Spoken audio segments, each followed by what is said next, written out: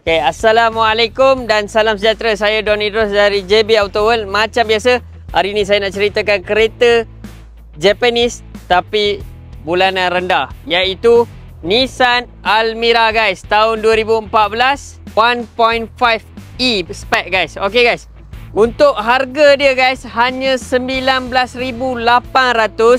Masih boleh loan dengan bank guys. 4 tahun, bulanan hanya 500 saja boleh full loan guys. Okay guys, ini dia, color dia masih cantik guys, masih cantik, masih nice. Okay, yang paling penting lampu depan dia pun dah smoke sikit kami dah tinted sikit. Rim dia masih menggunakan rim original dari Nissan. Okay, jom kita tengok bahagian dalaman dia. Dia memang basic tapi memang cantik. Korang boleh tengok dashboard dia. Infotainment dia basic original. Kalau nak tukar Android player boleh. Yang ini steering dia original guys. Tak ada koyak, tak ada cala, tak ada rosak. Okay, ini dia seat fabric dia sangat cantik, original daripada Nissan juga.